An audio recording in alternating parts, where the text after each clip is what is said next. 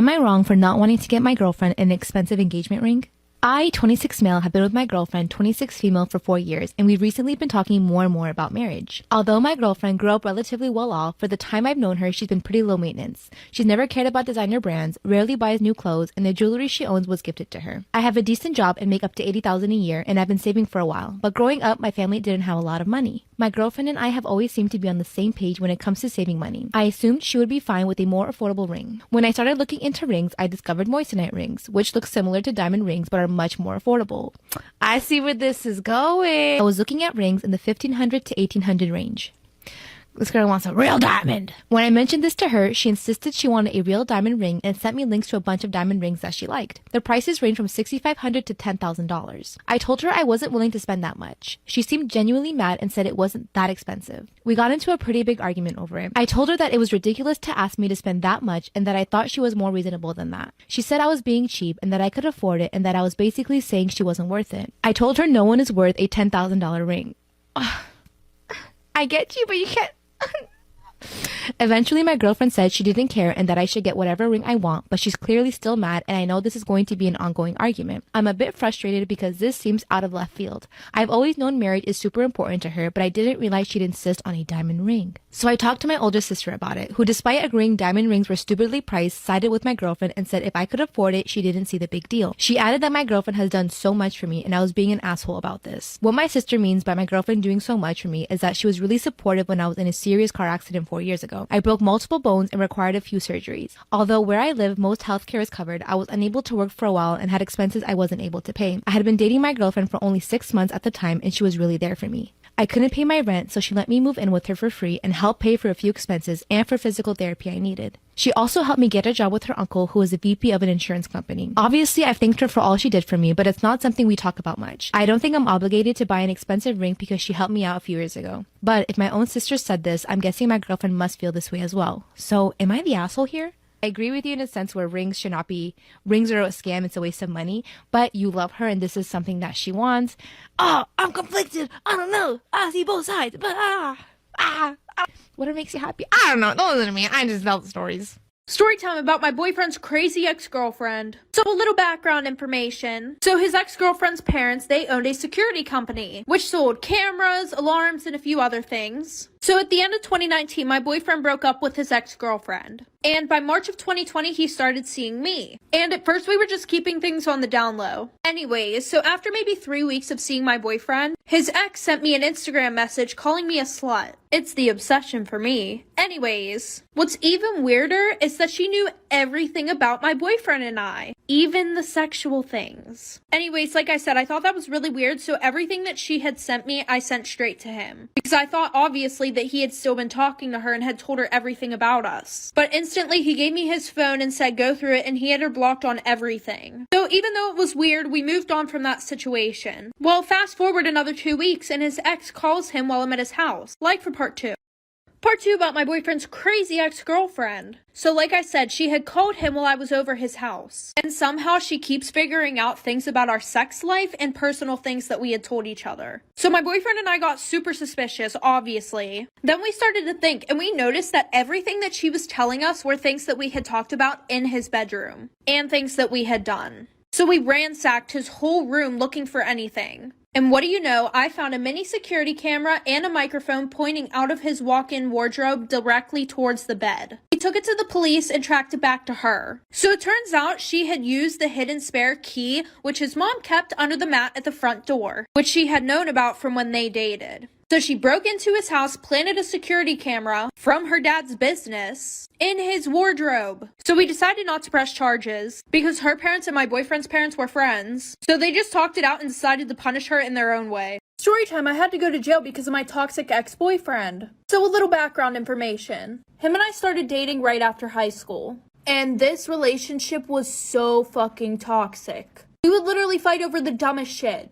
So fast forward 4 years later, the one night he had his friends over and he wanted me to cook steak. I decided to cook chicken instead. And this is what triggered the entire fucking fight. He was saying things like, you never listen to what I say, you can't turn a hoe into a housewife type of shit. So he pretty much blew up and was like trying to kick me out of our house. He went to our master bedroom, started breaking all my shit, throwing it down the stairs, and his friends left me there with his crazy ass. So I tried to get him to stop, but he wouldn't, of course. So then he ended up calling his fucking sister, who is 10 years older than me, trying to get her to come to my house and kick my ass. I never really got in a fight like this, so I decided to call 911. She heard him in the background going crazy like for part 2. Part 2 of why I had to go to jail because of my toxic ex-boyfriend. So like I said, the dispatcher on the phone could hear him in the background going absolutely fucking psycho. So she told me to hide. I ran upstairs into the master bedroom and locked the door until they came. So they interviewed us separately, and he has the nerve to start fucking crying, saying that I was beating his ass, and he even fucking scratched himself. So even though I called 911, they said in a domestic dispute they had to take somebody to jail. And since he had visible marks on him, they took me to jail.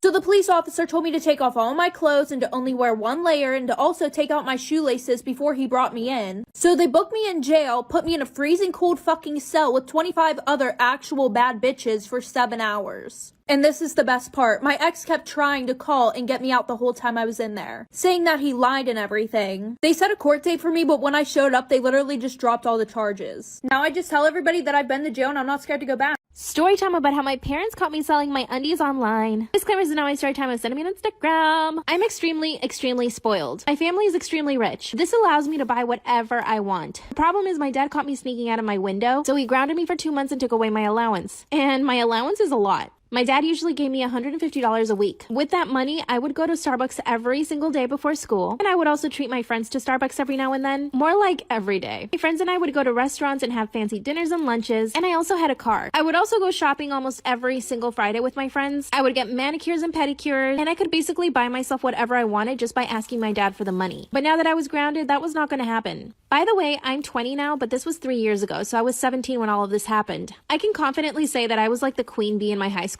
Number 1, I was in the cheerleading squad. Number 2, I was super pretty popular and had lots of money. Therefore, everyone wanted to hang out with me. I knew that I needed to maintain my status and also the life that I had become accustomed to. Not being able to go to Starbucks every single morning really made me depressed. That probably made you roll your eyes, but I said what I said. Now, there was no way I was gonna go get a job somewhere. You would never catch me working at a cafe or a restaurant or something like that. So I knew I had to start making my own money online somehow. I did some research and found out that people would sell pictures and video of their feet. So I signed up for this stupid website and decided to do it. The problem was that by the end of the week, I had only made $46. This was clearly not enough. So I did some more research and found out that you could actually sell your undies. So I took my last $200, went to Victoria's Secret and stocked up on undies. And this is when things get really fun. So I took my last $200, went to Victoria's Secret and stocked up on undies. I signed up to this website and within a week, I had about 80 orders. So that means in 1 week, I sold $2,000 worth of my own underwear. This is when I realized that I could charge way more than I had been. So I doubled the price and the following week I made $4,000.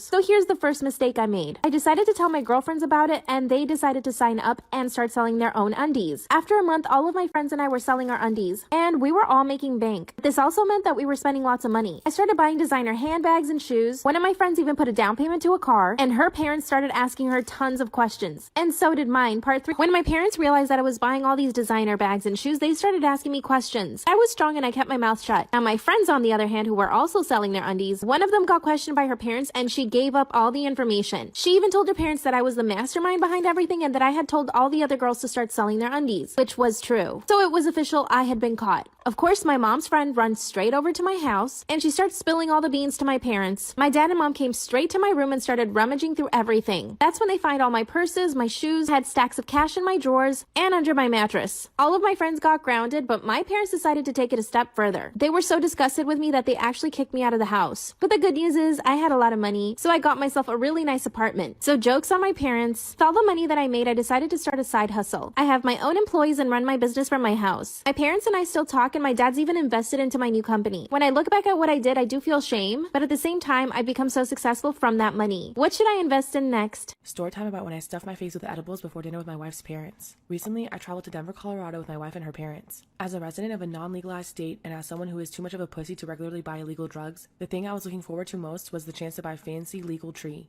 What could possibly go wrong? So the first thing I do upon arriving, after successfully ditching the in-laws, is drag my wife to a nearby dispensary for a shopping spree. And oh my god, it was just like in my dreams. Tons of different options in neat little sample jars and a team of helpful stoners walking me through the various strains. Are you looking for a mellow body high? Or do you want something that gives you a bit more pep and energy? Or are you just hoping for something light to take the stress off? Yes, yes, and yes, I replied eagerly, like a fat kid in a candy store, and request an eighth ounce of about 7 different options. In hindsight, if I learned anything from this experience, it is that my math and science teachers never taught me basic information, like what's an ounce, or how much treat can a person consume in a single weekend. Sure, I can tell you when 2 speeding trains leaving separate stations will collide or recite Avogadro's number, but it turns out that none of that information is particularly relevant in getting high in a responsible and efficient manner. At this dispensary, I also learned that you can't actually smoke in public places, including the hotel that my wife and I were staying at. As a result, before leaving, I begged my wife to buy some edibles that I could munch on until we found a place to properly get lit. After expressing shock as to the absurd volume of drugs that we were buying, unlike me, she's the product of private school and understands the imperial measurement system. She relents, and we walk out of the store with what felt like a dump truck of weed, plus a small package of seemingly innocuous ginger snap cookies. When we finally get back to the hotel room, I tear those bad boys open, only to find about a dozen tiny cookies roughly the size of a quarter. What the F, Denver? Seeing the skepticism and hunger in my eyes, my wife warns me that I should go easy and look at the back of the package first before trying one. Dose size, 1/2 of a cookie. I read silently as I start taking microbites from the edges like a giant chinchilla gnawing on a sunflower seed. But what kind of a savage only eats half of a cookie? So a second later, I covertly pop the remainder into my mouth. And then I quickly stuff another 2 cookies in my mouth for good measure the minute my wife turns her back. We may not have legal tree back home, but I routinely devour an entire package of Milanos in one sitting without breaking a sweat. Your move, tiny ginger snaps. About 30 minutes later, we're in the backseat of a parent's rental car on the way to dinner. And that's when things start to go tits up. My stomach growls, loudly and angrily. My wife looks at me with inquisitive eyes that seem to say, diarrhea, but I merely clutch my tummy and mumble something about altitude sickness. You didn't eat the whole cookie, did you? She asks, 10% in genuine concern and 90% seething in irritation. Of course not, I respond, avoiding eye contact for the remainder of the car ride. A few minutes later, we're climbing out of her parents' rental car and heading into some trendy farm-to-table restaurant. I don't remember how I made it to my seat, and I don't remember even looking at the menu, but I do remember the concerned look on the waiter's face as he asked me if I was doing all right. Keep it together, man, I say to myself. My wife's sudden groan suggests that I may have also said that to the waiter. Things are going downhill fast. The waiter nods sympathetically, takes our orders, and then heads to the next table. The moment he walks away, my wife is staring daggers at me. I start to worry that the jig is up. You are sweating from your entire face, she says, both with pity and disgust. Not quite knowing what to do, I reach for my napkin and proceed to blot my cheeks, nose, neck, chin, and forehead. Things only go downhill from here when my wife's mom looks at me with concern and asks if I'm alright. At this point, my wife's mom looks over at me with some concern. Are you alright? She asks kindly. Yeah, the food's just a bit spicy, I reply, far too quick to realize that we had literally just ordered and there was nothing on the table except for a basket of dinner rolls. My wife kicks me under the table to grab my attention. Bathroom, now, she hisses. Get it together. I reluctantly get up from the table and head for the toilet. After splashing several handfuls of water on my face, I approach a urinal and start to pee. Now, one of the more disconcerting effects of those tiny ginger snap monsters is feeling that time has become untethered from reality. As I'm peeing, I start to get the very unsettling feeling that I have been taking a piss for the better part of an hour and that my wife must be pacing around the restaurant worried about me. But deep down, I know that this is absurd. I've been peeing all my life, sometimes multiple times a day. I've probably taken more than 50,000 leaks, and it usually only takes about a minute at most. So given that my typical pee is no more than 60 seconds, and given that it feels like I'm about halfway done, that means I've probably only been sitting here about 30 seconds, right? But the guy at the urinal next to me doesn't respond, and instead starts shuffling away from me midstream, like a startled penguin. I try, albeit unsuccessfully, to break the eye contact. After finally finishing, I again splash some water on my face before returning to my seat, making sure to apologize to the table for being gone such a long time, just in case my math was off. Next, I try to briefly engage in small talk with my wife's father, but I am far too high to understand what either of us is saying. Not wanting to start laughing uncontrollably at the wrong moment, or really at any moment, I figure the safest idea is to nod my head periodically and drink a ton of water. Nothing cures mental fatigue like water, right? To my wife's horror, I stand up, grab my water glass, and thrust it out to the waiter, who unfortunately is on the opposite side of the restaurant. But he turns out to be really cool and, after making his way over to our table, tells me he'll do his best to keep me stocked with ice water for the rest of the meal. He also helpfully suggests that if the dinner rolls aren't too spicy for me, I should probably eat 1 or 2 so that I'm not sitting there on an empty stomach. Smart man. However, after going through all the bread on the table and 3 glasses of water, I start to get worried that I need actual food to offset the growing paranoia from these tiny ginger snap devils. Do you think I should flag down the waiter again and ask what's taking so long? I suggest helpfully to my wife. What? We literally just ordered 3 fucking minutes ago. And at that exchange, my wife loses her cool. How many cookies did you eat? She demands. Whoa, easy there, Torquemada. I respond, somewhat horrified at her outburst. I had a few cookies, but keep it down. I don't want your parents to know how fucked up I am right now. Really? They're sitting 2 feet away from you. They know. I look up, and for the first time I notice both my in-laws just staring at me for what felt like an eternity. At that point, my wife's singular focus was on getting me out of the restaurant. So after a few spastic, 2-handed waves goodbye to my in-laws, she rushed me to the door like a Secret Service agent evacuating the president. My night after that was a whirlwind of barfing and groveling, mixed with a few vain attempts at getting handsy back in the hotel room. But being the absolute awesome sweetie that she is, my wife stuck with me through the whole nightmare, whispering over and over again in my ear, "Please don't die. We have a mortgage."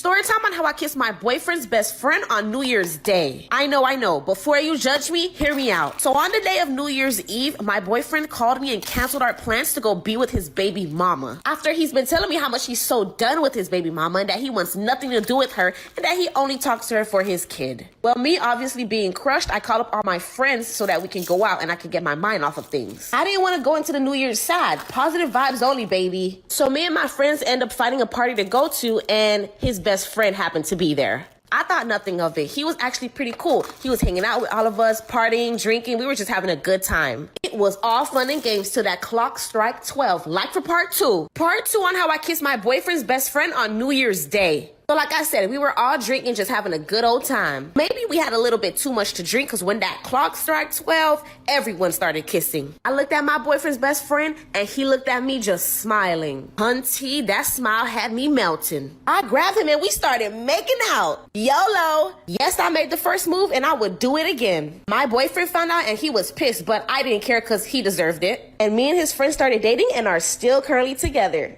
All right, you guys, so that was a quick story time for me to tell you Happy New Year's. Yes. Follow me on Instagram to tell me your stories or ask for any advice. Happy New Year. Let's make it awesome. Part 3 on how my boyfriend leaked my nudes to my entire school. So like I said, even though I didn't want to do it, I did it and sent him the picture. He told me how beautiful I was and how much he couldn't wait to see me tomorrow. Maybe I was wrong. Well, that wasn't the case because literally the next day, not even a week later, the next day, while I was walking to my classes, people would be staring, laughing, snickering. I immediately knew what happened and my friends came and confirmed it. I tried calling and texting him and he wouldn't respond. He was such an asshole. And if I seen him, he would act like he didn't know me. It became so big, my parents got involved. So grateful for my parents and how they had my back. They moved me to another school and pressed charges. He ended up getting in big trouble with the authorities. And all my pictures was taken down on his socials and anywhere they were. And now I'm in my new school with none of that drama. But if you take anything away from this, ladies, don't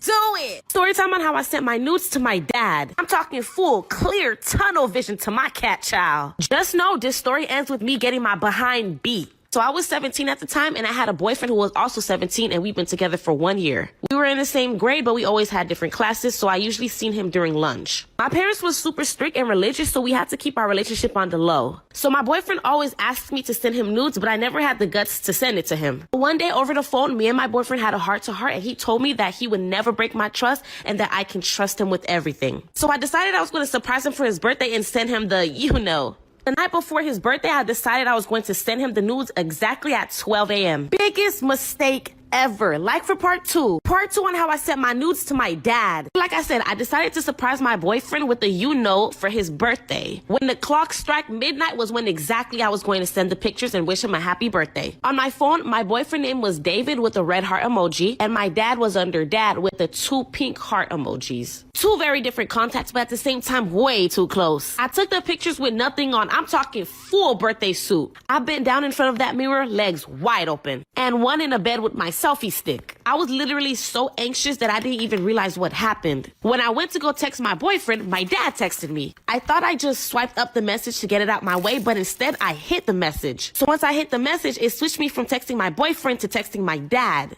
If you have an iPhone, you know exactly what I mean. But anyways, I didn't realize that I was texting my dad, so I went and sent the nudes. Once I found out, I literally wanted to die. Like for part 3. Part 3 on how I sent my nudes to my dad. Like I said, I hit my dad's message by mistake and ended up sending the pictures to him. I still didn't realize I texted my dad, so I just threw my phone on the bed, anxiously waiting for my boyfriend's reply. 2.5 seconds later, my dad barges into the house and is literally screaming at the top of his lungs. I was actually confused until my dad said, "Why would you disrespect your body like that?" Once I realized everything, it was already too late. I got the beating of my lifetime and my phone was taken away, but only for like a week because of safety purposes. When I went to school, I explained everything to my boyfriend and he was so shocked. He did say he appreciated even the attempt. I eventually took nudes directly on my boyfriend's phone and we're still currently together. But for the rest of my school year, I had to deal with even more strict parents. Watch who you text, guys. Story time on how my mom threw hot boiling water at my dad. Okay, so boom. My parents been together for 15 years at this point and I was only 14. My parents were only dating for a couple of months and then my mom got pregnant with me. So they ended up getting married soon after. The only problem with that is my mom never really got to know my real dad. He had anger issues and I'm talking real anger issues, and he refused to go to therapy. Well, I'm sure you guys guessed it. My dad was putting his hands on my mom, and I mean beating her for dumb reasons. And every time I tried to stop it, my dad would literally turn around and beat me too. You would think he would stop for his daughter, but because he would beat me so bad, my mom always told me to stay out of it. Well, one day my mom was cooking and she was boiling some water. My dad came home and seen that she was cooking and got angry. He said that his food should be ready before he gets home. My mom just stayed quiet and he went to go hit her. But this day, my mom was tired of it. So something changed. Like for part 2. Part 2 on how my mom threw hot boiling water at my dad. So like I said, once my dad got home, he was super angry. He told my mom that his food should have been ready already, even though my mom was literally cooking it. So he went to beat her. But my mom was sick of it. But as he went to hit her, my mom just took the boiling water and threw it at his face. My dad screamed, ran upstairs, and went into the bathroom. My mom took the keys, ran to the car, and we drove to her sister's house. My mom was hysterical. No one in our family knew what was going on in our household, so we had to explain everything to everyone. We called the cops on my dad, and now he's in jail. But I did ask my mom what changed this time. She said she couldn't stand there anymore, but not because of her, but because of me. She didn't want me to grow up thinking this was okay, and that this how men treat their women. And she definitely didn't want him to lay one more finger on me ever again. So she had to build up the courage for herself and for me both. And I will always be super proud of my mom. Story time on how I caught the deacon sleeping with the altar boy in the same room as me. Okay, so boom, I have a religious family that goes to church every Sunday. My parents would always volunteer me to help around in church, so half of my life I lived at church. The deacon of the church was 48, and the altar boy, who was also my friend, was 12. Now this story gets straight to the point. There's not really any backstory. There was nothing suspicious at all. The deacon and the altar boy barely spoke to each other. Like literally no one in church or anyone around the church who helped suspected anything. Well, one day my pastor asked me to fold 100 linens. It was for a church party that was happening. He set me up in one of the rooms that were barely used and told me he was going to send somebody to help. 20 minutes in, I got cold since I was sitting under the vent, so I moved to the corner of the room. The corner I moved to, you barely couldn't see me because I was covered by benches. 10 minutes after I moved, the deacon and the altar boy walks into the room, locks the door, and starts making out, and it doesn't stop there. Like for part 2. Part 2 on how I caught the deacon sleeping with the altar boy in the same room as me. So like I said, I was in a corner peacefully folding my linen until the deacon and the altar boy walks in. They didn't see me and they start making out. All of a sudden, pants are being taken off, booties are being grabbed, and people are being bent over. And if you're asking if they, yeah, they did. And I watched the whole thing in shock. By this point, I already dropped to the floor and I was just hiding. 10 minutes, yes, 10 minutes when they were finally done, they walked out. I told my parents as soon as I got home, and y'all wouldn't believe the response. They literally said that church was filled with powerful people and they didn't want to involve themselves in it, so they told me not to tell a soul. My parents took me left and we never looked back, never went back to that church again. So this is kind of like a deep, dark family secret, but hey, now you guys know.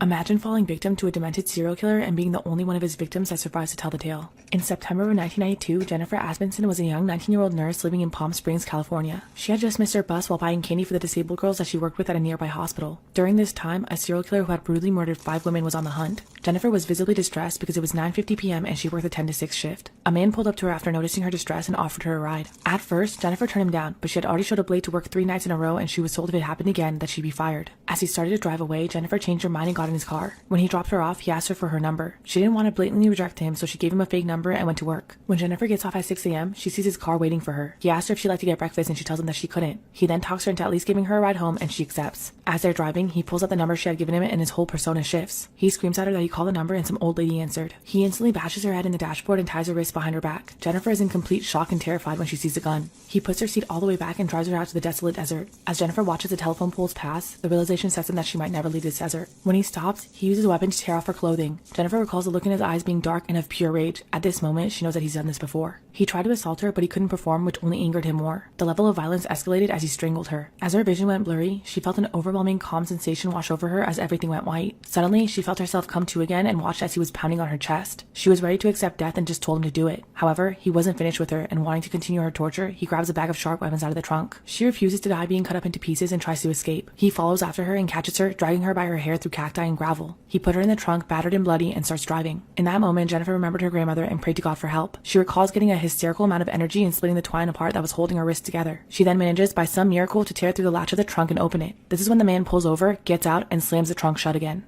Crime Fanatic Friday, Part 2, The Girl Who Survived a Serial Killer. Jennifer Aspenson had just managed to break free from her restraints and pop the trunk of her abductor's car. He gets out and slams it shut again. He gets in his car to drive off when his tire gets stuck in the soft sand on the shoulder of the desert. Jennifer manages to pop open the trunk once again and listens to the voice screaming in her head telling her to run for her life. The man grabs a machete and starts chasing after her. As she's sprinting along the deserted highway, by some miracle, a truck is driving towards her. The truck stops and it turns out to be two Marines. They quickly put her in the backseat and try to go after the captor, but she urges them not to as he has a gun. The Marines clothe her as she tells them what happened. She had been tortured for nearly 2 hours in that desert. The Marines take her to a patrol station in the nearest town 20 minutes away. However, her nightmare was far from over because no one believed Jennifer's story, including her mother or police. She was forced into thinking that she had some crazy episode and moved on with her life, believing that she'd never see him again. Approximately 4 years later, in 1996, Chicago was plagued by 3 consecutive murders that all shared the same MO. Hands tied, naked, discarded in water, and shot by the same weapon. However, police had no leads. It wasn't until a sex worker gave a tip about a John who had requested to restrain her. She remembered hearing about the other victims and reported it to police. This John turned out to be a man named Andrew Urialis, 32 and an ex-Marine. He had recently been arrested for possession of a firearm that turned out to be the exact one used in the Chicago murders. Urialis confessed to everything, including his murders in California, also outlining the details of Jennifer's kidnapping. They interviewed her and she pointed his picture out as the man who assaulted her 5 years prior. Urialis had murdered 8 women and Aspenson was the only one who survived. She attended every trial and testified against Urialis. He was found guilty of his crimes and put on death row. In 2018, he was sentenced to death in California. Less than a month later, he carried out his own sentence and killed himself in his cell. Jennifer went on to become a proud mother, public figure, author, and wife. She released her book, The Girl in the Treehouse, about her ordeal in 2018. She also starred in an episode of I Survived a Serial Killer, which is available on Hulu.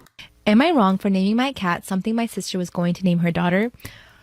Again with the names, man. This always causes rift between people. Sister, Alice, 29 female, had some fertility issues. She eventually got pregnant a few years ago. Alice wanted the gender of the baby to be a surprise, so she wouldn't know until he was born. She ended up picking out 2 names, one if it was a boy and one if it was a girl. She ended up having a boy. When she was talking...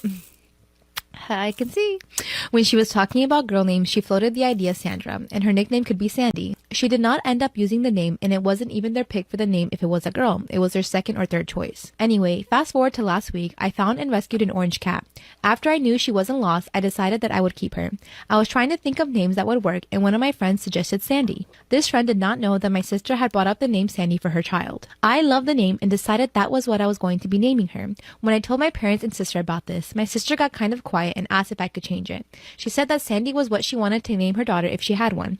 I honestly did not know she was trying to have another child and did not even make the connection or remember she also liked the name. She said that I should change it and would be an asshole for stealing her name. I really like the name Sandy for this cat, so would I be the asshole if I didn't change it? Here's the thing, right? You gotta pick and choose your battles. If you care about your relationship with your sister, which I assume you do, you change it. It's just a name, right? I mean, the cat won't give 2 shits if you name it Sandy, Patrick, or SpongeBob, you know? So, that's the thing. But I don't know. Why do people make such big deals about this? I think you would be the asshole, sorry. It was my tita's birthday. We went to this fancy restaurant. Fine dining, tapos ang ganda ng lighting. Malalaman mo talaga na social yung isang restaurant kung mas mabigat pa yung kutsara at tinidor kaysa sa cellphone mo. Everyone's eating, having fun, catching up, talking. We ordered a lot of food. There was water, there were smoothies, but nobody ordered alcoholic drinks. And of course, in my mind, what's a birthday without a little bit of alcohol? So sabi ko sa waitress, can I borrow your menu? Okay. Okay. She handed me the menu and I was so confident pa. Where are the drinks ba here? Oh, nakaganon pa si ate girl. I want something sweet and fruity. Tapos okay lang yung tama, sakto lang. Tapos sabi ni ate girl, Mom, you should order sangria. So ako naman, sangria, it sounds so fancy. Tita, do you want some? Sabi ni tita, no. Mom, do you want some? Sabi ni mom, no. Dad, do you want some? Sabi ni dad, no. Tapos yung babaeng to, sabi ko naman with full confidence ulit, Miss, I want one. Let me have that. So dito na papasok yung kasalanan ko as a human being. Hindi ko man lang chinek yung price, hindi ko man lang nakita yung ML, hindi ko man lang nakita kung baso or picture siya. Give me one. Fast forward, we're all having fun. Tapos dumating si ate girl, malaking picture yung dala niya. What's that, ate? Did somebody order juice? Tapos sabi ni ate girl, Ma'am, this is the sangria that you ordered. Ate, hindi ka man nagsabi na isang pixel pala yung ibibigay mo sa akin? Okay lang sana kung ang pamilya ko iinom with me, but the problem is it's just me. So ang ginawa ko, sabi ko, let's go, let's do this. Fast forward, usap.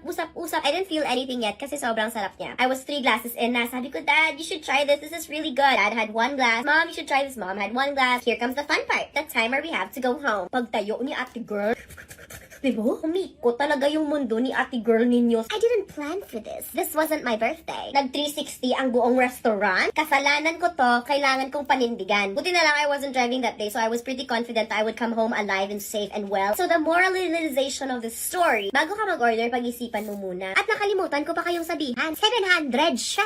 Ayan, sa susunod mag-order kayo, tanungin nyo kung magkano, ilang ml, pitsil ba or baso. God bless.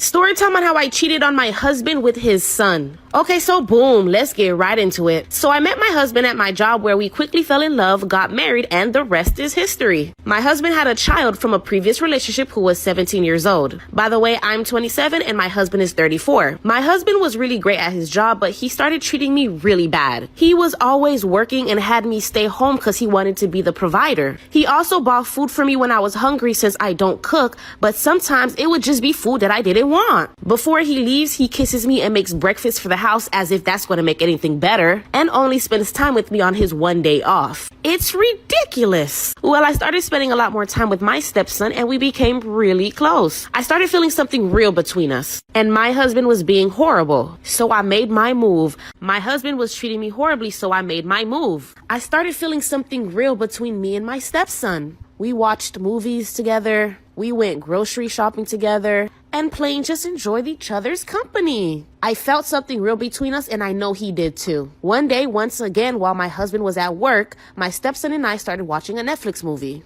I thought it was the perfect time to just go for it. He was laughing at one of the scenes, and I just took his face and I kissed him. He jumped up and pushed me and said, "Whoa, why the did you go and just do that?" Then I said, "I thought..." He just ran to his room and called his dad. My heart sank. My husband left me and took his son and divorced me too. Now I'm currently dating and have no luck, and he's remarried with a beautiful family. I can't find a guy half what my ex-husband was. Don't be like me, appreciate.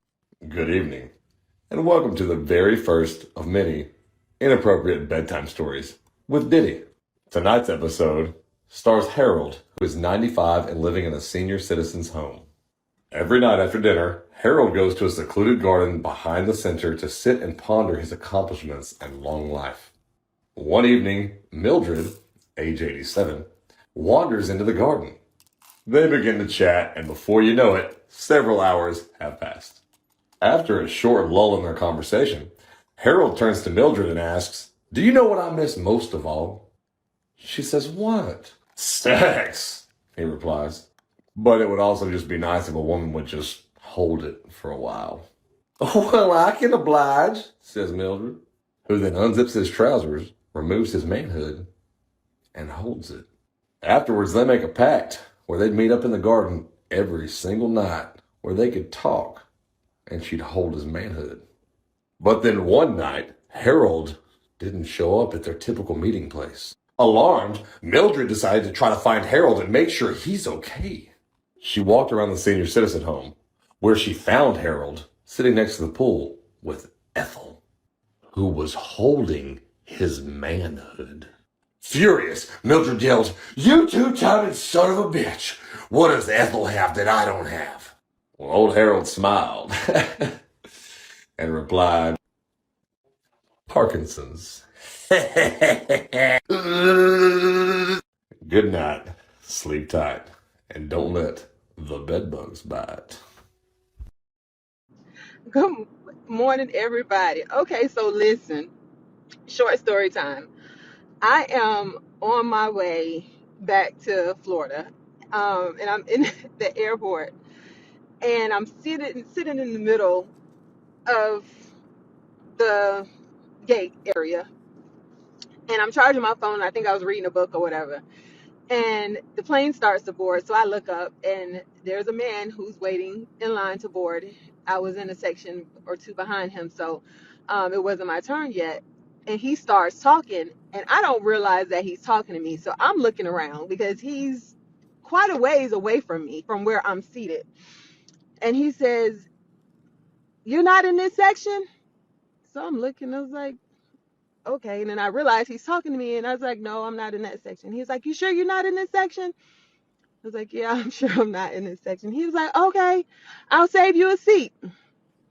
I'm just being cordial. One, because now everybody is looking. And two, because, I wasn't going to be rude to the man. And I was like, oh, okay, all right, thank you. Not thinking that he was serious. He gets on. My section, it's comes time for me to board. I get on the plane as soon as I turn to where the seats are. He's standing up in the middle of the plane, waving like this, pointing at the seat next to him. So I'm like, oh my God, this man is dead serious. Thank God there was a seat in the row right in the very front, right directly. As soon as I walked in, there was a seat available. So I was like, I'm good. I'm going to sit right here. That man was dead serious. He had saved me a seat.